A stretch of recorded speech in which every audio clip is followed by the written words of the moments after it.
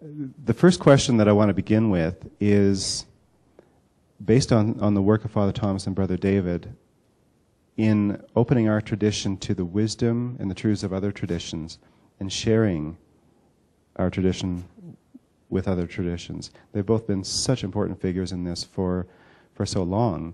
And even as Vatican II was taking place, these two were already inviting that wisdom in. Father Thomas inviting Zen teachers to his monastery to sit with his monks and to learn from their way of meditating. Brother David just crossing so many bridges for so long. So my first question to this panel is, given recent events in which our traditions have kind of crashed into other traditions at the very highest levels, I wonder what we can do as a church and as people in the church, because of course we are the body. What can we do to really, in this modern world, interface with people of all faiths and do it in a healthy way and move this dialogue forward, avoiding pitfalls of what we would call green. You know, we can say, oh, we're all saying the same thing. Well, we're not saying the same thing. We're pointing to the same thing, but we're not saying the same thing. In fact, we're often saying different things.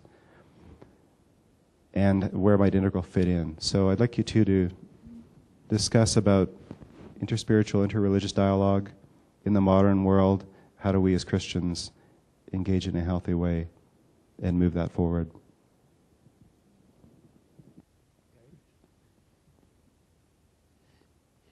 Well,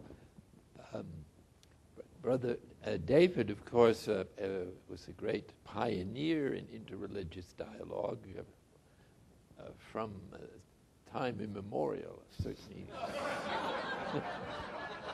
Certainly the early 60s, or was it earlier? So sometimes he would stop at Spencer, where I was abbot, and we had a chance to share a little what he was doing, and I was in great admiration of the adventurous spirit that he had in those days. And I think it's worth just recalling that that interreligious dialogue at the depth that is now possible is something that, as far as I know, never happened before in history. And it's partially due to the transportation facility and the fact that many Eastern teachers came to the West, especially after World War II, in increasing numbers. And they were saying, so to speak, here's our methods of contemplative or meditative prayer, to use their language, where is yours? And there wasn't too, as far as I could see, much of a response. And it was a challenge to the West, and a significant factor, I think, in the general movement of renewal, or trying to at least to contribute to the renewal of the Christian contemplative heritage. But that was only a first step, and now we've been doing this for 30, 40 years. And we have learned a great deal from each other, and my own personal experience with a group of people from different traditions that met at Snowmass in what was called the Snowmass Conference, and over a period of years, about 20 that we met, we experienced a growth in friendship, which I think is almost essential before you start talking.